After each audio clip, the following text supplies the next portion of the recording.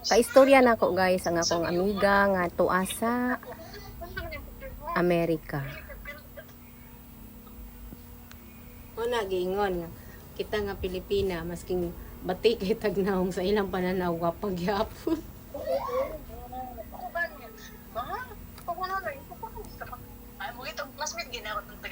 Umana mag-istorya kay magsimba sa mi karon kay adlaw Domingo.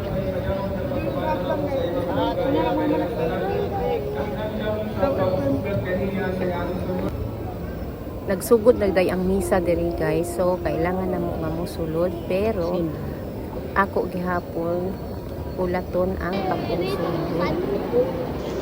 Pagkahuman sa misa guys, kay ako gihapon naglingkod gihapon ni diha kay gusto na mo nga balikon pa sa pinakauna nga another pari na po kay nasukuan naman na mo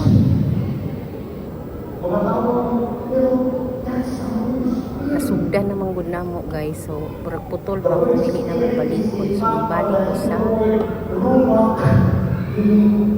bagong misa sa mani ako pag-istorya.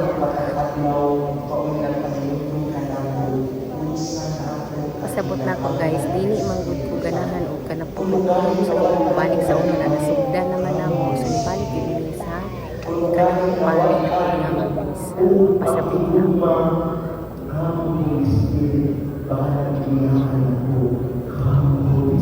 Wala ko ng tambal.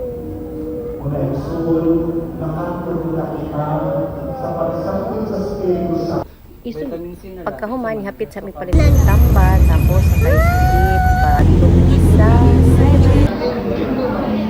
tapos gusto ko siya kaon kay tigutom na na-order ko isa kaoniran kaon isa naong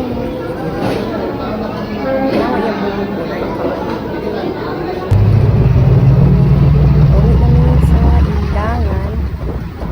Nagabinaan na gid yung mga alas 7 na siya pasado. Sa bukitan lang. Asa bukitan? Tura dito. Tapos gusto niya nga magpagupit mao nga hapit sa mi diri kay magpagupit sa iyang buhok.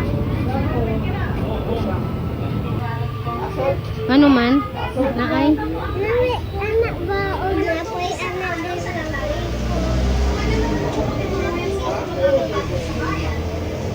Naikuan sa kilid? Ay, anak.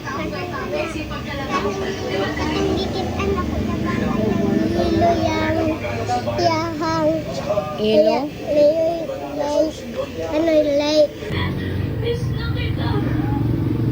Dako na gid si Sadie kay kabalo na gid siya kung unsa ang bagay sa iya ha, kabalo na siya mamili kung unsa ang klaseng gupit niya.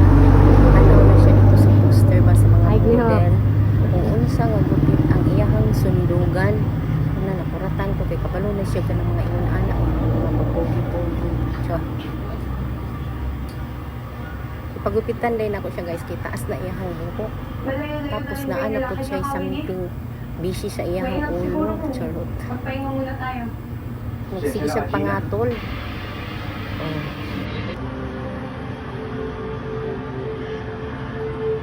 Kaya po pala nung muna tayo nakita pagkatapos ng ibigay natin.